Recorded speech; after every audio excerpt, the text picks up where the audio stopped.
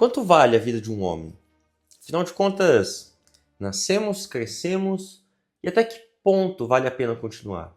Até que ponto vale a pena morrer por alguém?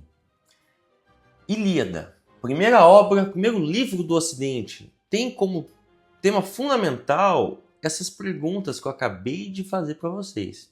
E bem, como a gente está falando da primeira obra do mundo ocidental, é preciso enfatizar que a Ilíada funda o gênero da tragédia.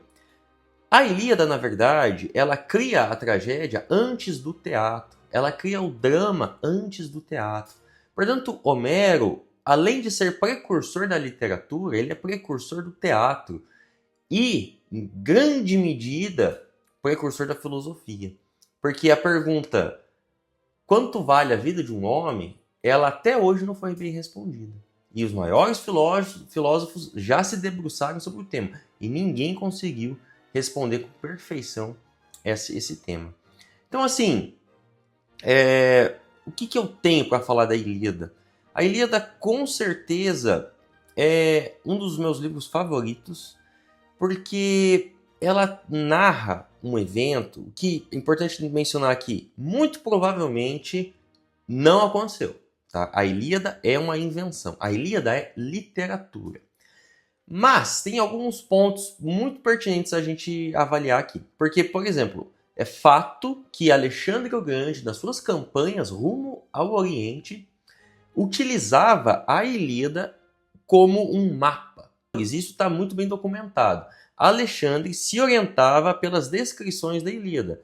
Tanto é que lá pelas tantas, ele obrigou todo mundo a fazer um acampamento, a desviar um pouco a rota, porque segundo as lendas, os relatos e as descrições da Ilíada, o túmulo de Aquiles e o túmulo de Patroclo estavam por ali.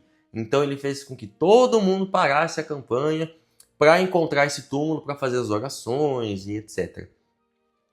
Mas por que a gente fala que a história, a narrativa é uma invenção? Bem, porque a gente não tem comprovação arqueológica, evidência nenhuma dos eventos narrados na guerra. No entanto, teve um arqueólogo e ele pega as descrições da Ilíada, pega os documentos da época e ele chega na região que provavelmente seja a região de Troia, tá? E aqui um ponto importante, por que Ilíada? Bem, os gregos chamavam de Ílios o ponto mais alto de alguma região. Portanto, Troia era um desses Ílios, certo? E Ilíada, portanto, é essa jornada até esse ponto alto, desse Ílio da região ali de Troia. E esse arqueólogo, pelas descrições, ele chegou nesse lugar. E eles foram fazer escavações, perceberam que, de fato, houve um incêndio nesse local. O que bate com a história de Homero. No entanto, não tem como precisar exatamente quando que aconteceu esse incêndio. Porque o incêndio pode ter acontecido, sei lá, no ano 1000, sei lá, no ano 2 da Era Comum. Porque a obra de Homero ela foi escrita no final do século 8 a.C. Só que os eventos narrados são muito anteriores ao século 8 a.C. Então, assim, nessa janela desse espaço temporal, muita coisa pode ter acontecido. E, de fato, houve um incêndio naquela região. Então, talvez Troia tenha existido. No entanto, os dramas ali vividos, o duelo entre Aquiles e Heitor, sabe? O rapto da princesa, a fuga de Helena. Talvez isso aí não tenha acontecido, sabe? E aí, portanto, todos os dramas ali vividos são fruto da oralidade, como eu já havia comentado no vídeo anterior. Homero, além de fundar a literatura, ele funda o gênero do teatro. Antes de existir teatro, ele funda o drama, ele funda a tragédia. E por tragédia, vamos entender o seguinte. A tragédia enquanto um gênero do teatro grego, que tem tudo a ver com a obra de Homero. Tragédia não trata de desgraças, de coisas ruins que acontecem. Tragédia é o gênero do teatro que diz o seguinte: o personagem, toma decisões, ele faz escolhas, ele acha que tem o controle da tua vida, da vida dele. Ele acha que ele está cumprindo com os desígnios por ele mesmo colocados. No entanto, tudo o que acontece já estava segundo os preceitos, os planos dos deuses. É sobre isso a tragédia. Então você faz a sua história, você coloca na sua cabeça que você é o protagonista da tua vida, no entanto, lá no final, o que acontece? Tudo que os deuses haviam planejado. Vamos lembrar de uma outra peça muito famosa, Édipo o Rei, de Sófocles? É exatamente isso. Todo mundo faz o maior esforço possível para que Édipo não cumpra a profecia, que era matar o pai e se casar com a mãe. No final, o que acontece? Édipo mata o pai e se casa com a mãe. Então, é sobre isso, tá? Tragédia, no mundo grego, no teatro, é esse gênero que mostra que tudo o que nós fazemos está em concordância, vai contribuir para os planos divinos. Ou seja, nós temos pouquíssimo controle, ou quase nada de controle. Tudo o que acontece, acontece devido à vontade dos deuses. E Ilíada é claramente um gênero da tragédia, porque você percebe como os deuses estão brincando com os homens. E sobre esse assunto, a gente vai explicar em outra aula. Mas na concepção grega, os homens foram criados pelos deuses para entreter os deuses. E aqui é um ponto fundamental da narrativa. Porque parece que Homero ele vai humanizar os deuses e divinizar os homens. E esse é um ponto que Platão, lá na República e em outros textos, vai rechaçar Homero. Platão é um super crítico do Homero, porque ele diz que Homero não retratou os deuses tais como eles são. Uma vez que Homero coloca emoções, sentimentos nos deuses. Então, os deuses têm seus favoritos, os deuses brigam, os deuses choram, os deuses até se machucam. Ares e Afrodite são, eles são feridos pelos combatentes. Então, assim, quando o Homero humaniza os deuses e divinifica os homens, ele coloca um jogo para nós que fica muito evidente. Tudo que está acontecendo no plano da guerra, do combate, é por vontade dos deuses. É os deuses que ora ajudam um, ora ajudam outro exército. Que defendem, que protegem os seus favoritos e assim por diante, tá? Então, assim, por exemplo, a Tétis, que é a mãe de Aquiles, ela é uma deusa, uma semideusa, né? E parece que ela é mais mãe do que deusa, sabe? Porque uma vez que ela é deusa, ela sabe do destino e da vida de todos. Ela sabe que as moiras já teceram o destino de todos os homens. E por isso que não tem como escapar dos desígnios dos deuses, desse determinismo dos deuses. Mas a Tétis se preocupa com Aquiles. Tétis, ela chora por Aquiles. Tétis, ela não aceita muito bem as decisões que Aquiles vem a tomar. Então ela é muito mais uma mãe super protetora, que tem insegurança, que fica nervosa pelas ações do filho, do que uma deusa, que tem ciência de tudo isso, sabe? Então, assim, isso é muito louco. Porque chega no ponto de que toda a compensação do mundo talvez não valha o valor da própria vida. Porque o grande lema do Aquiles é justamente esse, né? Eu fico em casa caso vivo uma vida longa com os meus filhos e minha esposa, ou vou para a guerra para morrer e ser imortalizado. Ou seja, é uma decisão muito existencial que vai definir quem ele vai ser para o resto da história, sabe? Então, toda a compensação do mundo, de ter uma vida tranquila, de não ter sofrimento, isso não vale a pena. O que vale é a minha própria natureza, é aquilo que eu sou, ou seja, um guerreiro que morre com glória no campo de batalha. Isso aqui é lindo de ler, porque o Aquiles, ele representa essa tensão, ou seja, de viver uma vida curta, mas gloriosa, que seja fiel a mim mesmo ou viver enquanto uma outra pessoa. E aqui vem uma pergunta fundamental, ou seja, vocês já pararam para pensar? Vocês desejam entrar para a história? O que vocês acham sobre isso? O que você acha sobre morrer e estar marcado para sempre nas páginas dos livros de história do futuro? Ou você prefere ter uma vida tímida, uma vida que, assim, ninguém sabe, que ninguém nunca vai estudar sobre você, uma vida escondida, né? Isso é um drama que Aquiles vive, um dos primeiros, inclusive, sabe? Então, aqui de novo, Homero começa a criar toda a cosmovisão que vai basear o entendimento da filosofia sobre os homens, o entendimento de que o universo ordenado, onde cada coisa possui a sua função, o seu lugar, logo, os seres humanos também possuem a sua natureza, que vai designar o seu lugar no mundo. E aí, dentro dessa lógica, você já nasce preparado, feito, pronto para alguma coisa. Não pronto no sentido mais literal da palavra, mas você tem um direcionamento, um caminho, um telos, que a gente vai falar melhor em outras aulas. Então, assim, fechando esse assunto, a gente entende que Ilíada é uma invenção. 1/5 da Ilíada são repetições. Como eu falei no outro vídeo, né?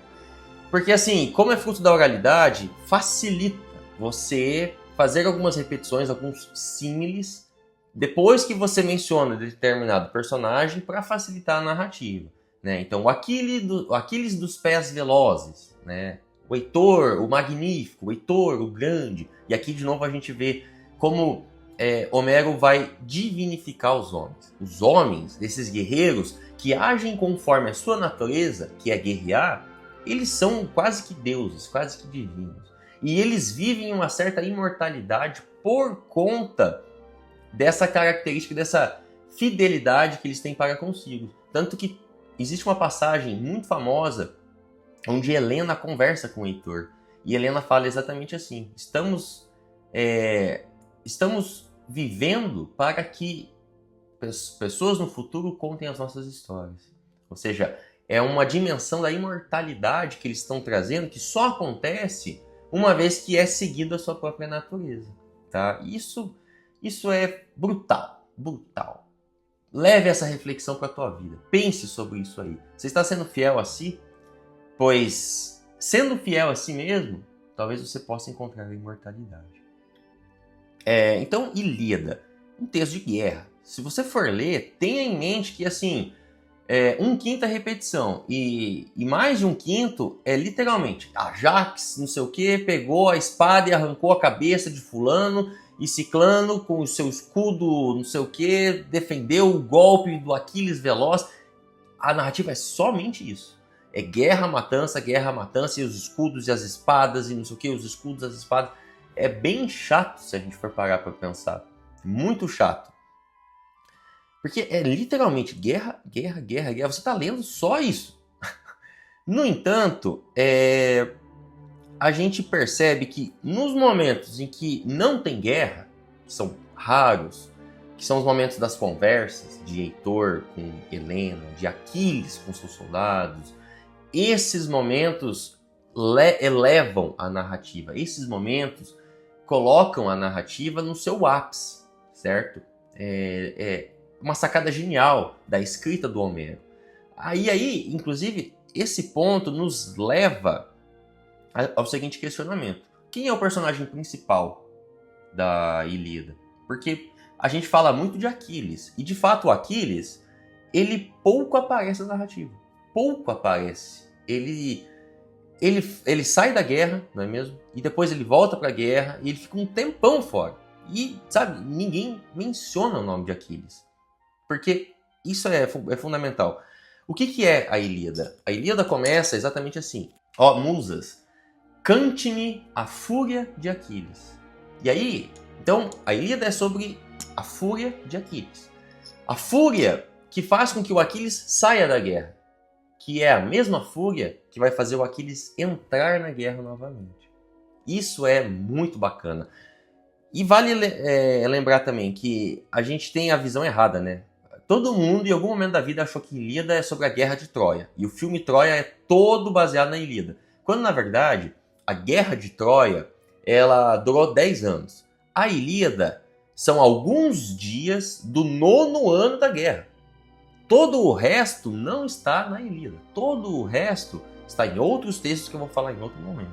Tá? Então, assim, Ilíada é um breve intervalo, somente da fúria do Aquiles. A fúria que tira o Aquiles da guerra, que depois o coloca novamente, quando ele descobre que Patroclo foi assassinado. E a Ilíada termina exatamente quando a fúria do Aquiles vai embora, que é o momento em que ele conversa com o Príamo. Então, assim, Aquiles é o personagem mais lembrado, só que ele aparece pouco na narrativa, mas ele aparece nos momentos mais importantes. Por outro lado, Heitor está a todo momento. E a partir de quando o Aquiles sai da guerra, Heitor se torna protagonista. O Heitor sozinho começa a vencer o exército dos gregos. O que nos leva a pensar que talvez Heitor possa ser o personagem principal. Inclusive, tem um autor chamado James Hetfield que ele vai exatamente enfatizar isso. Ele escreve um livro chamado The Tragedy of Hector. Porque o Heitor é o personagem que mais aparece. E o último verso da Ilíada é exatamente sobre Heitor. E assim morre o grande guerreiro Heitor. Ou seja, é muito curioso tudo isso. Muito emblemático, porque também a guerra acontece por conta da fuga de Helena. E Agamenon é o chefe dos gregos. Agamenon é um personagem que aparece no livro. Agamenon é o cara que provoca a fúria de Aquiles, que faz com que Aquiles saia da guerra. Então, assim, muitos personagens envolvidos, cada um desempenhando um papel fundamental, sabe? Mas, enfim, por mais que a narrativa da Ilíada seja uma narrativa de guerra, talvez Homero não quisesse dignificar e glorificar a guerra. Talvez Homero estivesse preocupado em enfatizar como uma guerra é trágica. Por isso que os momentos mais importantes do livro não são os momentos da guerra, não são os momentos da espada e da confusão, são os momentos das conversas, e quando eles estão tratando o dilema humano, os dilemas humanos, os dilemas fundamentais da obra, como, por exemplo, a morte. Então, talvez a Ilíada seja um livro sobre a morte, e não um livro sobre a guerra. Isso é brutal, isso muda tudo, isso muda tudo. Eu não vou ficar contando historinhas, porque você tem que ler. E por qual livro começar a ler Homero, qual edição?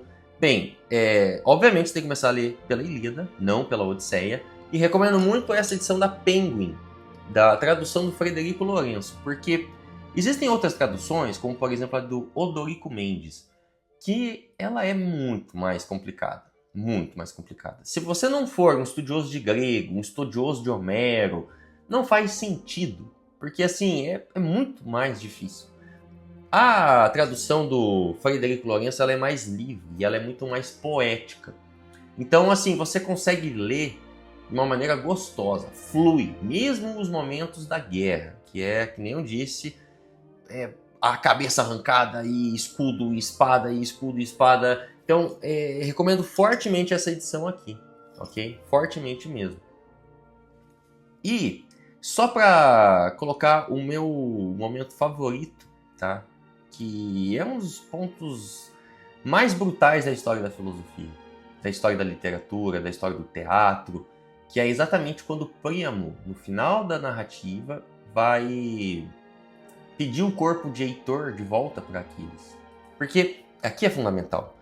Aquiles, quando descobre que Patroclo morreu, Aquiles fica furioso. Aquiles fica irado, e é a ira que o devolve ao conflito.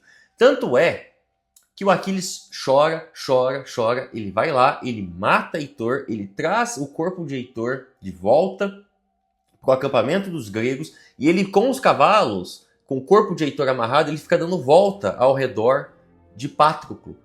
Ou seja, é um drama psicológico. Ilíada é um drama psicológico. Ilíada, em grande medida, antecipa Dostoiévski. E aqui eu quero mencionar um crítico literário brasileiro chamado Otto Maria Carpo, que ele faz a seguinte afirmação: toda a história da literatura já está na Ilíada. Inclusive, o drama psicológico que Dostoiévski vai consolidar da literatura, isso já é Homero, porque a fúria de Aquiles que tira ele da guerra e coloca de volta é justamente o drama psicológico que ele não consegue aceitar a morte de Patroclo. E aí beleza, ele vingou Patroclo, ele acabou com a vida de Heitor. Ele está dando voltas ao redor do corpo de Patroclo com o Heitor amarrado, morto. E ainda assim, a sua alma não estava apaziguada. Ou seja, vingança. Sobre o que se trata a vingança, na verdade? Sobre o que se trata a morte? Sobre até que ponto vale a pena se vingar? Até que ponto nós temos controle sobre essas coisas? Então, Homero, ele antecipa toda a história da literatura, com esses dramas que são vividos por Aquiles.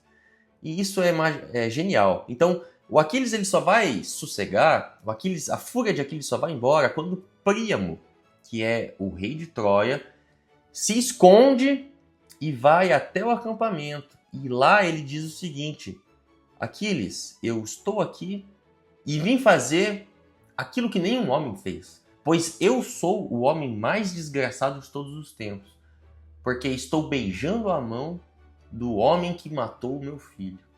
Cara, isso é brutal, velho. Isso é brutal, brutal. E o Aquiles, nesse momento, ao ver que Príamo está sofrendo com a morte do filho, o mesmo que Peleu, que é o pai de Aquiles, vai sofrer com a morte de Aquiles, o Aquiles se sensibiliza, o Aquiles chora. E isso é muito bacana também, porque o Aquiles, por mais que ele seja, por natureza, um guerreiro brutal, ele tem esses momentos de sensibilidade.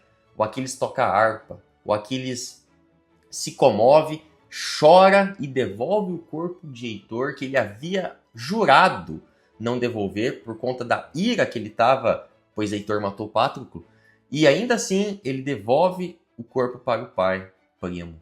Essa é uma das cenas mais brutais e o filme retrata muito bem tudo isso.